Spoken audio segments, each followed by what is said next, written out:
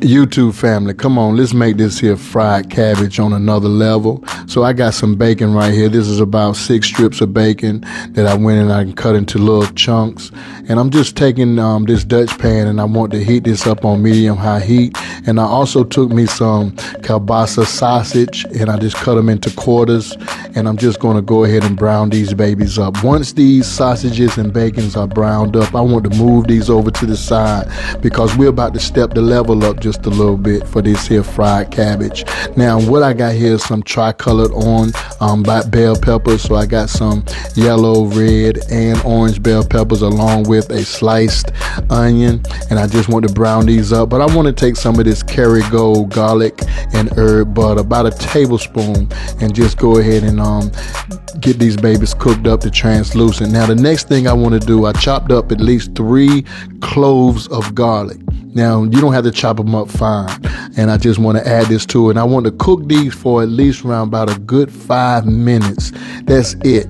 Once I've got my peppers and onions cooked to translucent, I want to cook these garlic inside the peppers and onions for about 5 minutes. Then I want to move these to the side as well. But you can also stack these on top of that bacon and sausage. You won't hurt nothing. So the next step that we're going to do, I got me some Kerrygold butter. So I got a little over a tablespoon of butter. Then I want to take some olive oil, just a little bit of olive oil, just to drizzle right on top of that, because I want to go ahead and cook this cabbage up. Okay.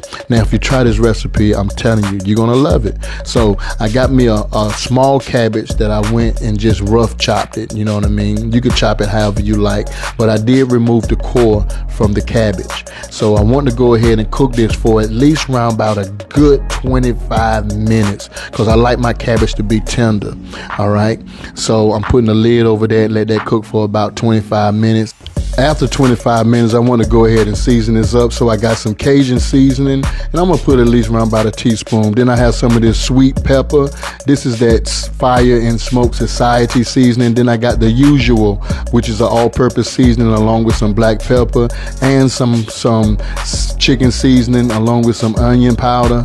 And I also going to toss in about 1/3 cups of water. This is just to help steam up this cabbage just a little bit. So I want to mix everything up, and I want this to cook for at least around about a good 15 minutes. And then I want to put a lid on it. And then I'm going to also toss in my veggies along with the meat at this particular point in time.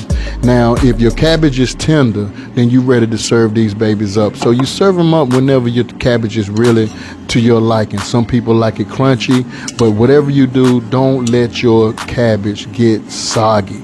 To me, in my opinion, that's the worst cabbage to try to eat. But make sure that it has a nice little bite to it. And I like trying to keep my peppers vibrant, where they have a vibrant color.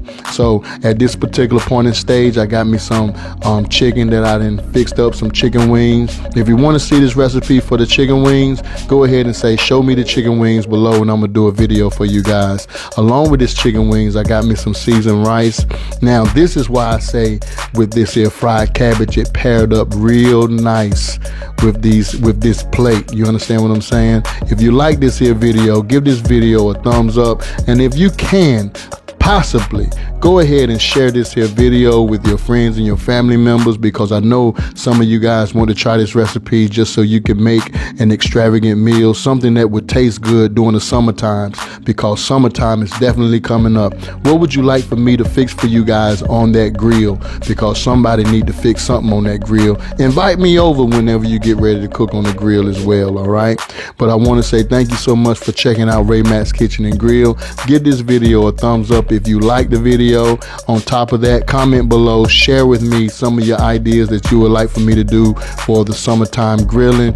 And I also want to say these words: love and not hate. Love somebody and hate nobody. Check me out on Instagram and subscribe to my YouTube channel. Peace.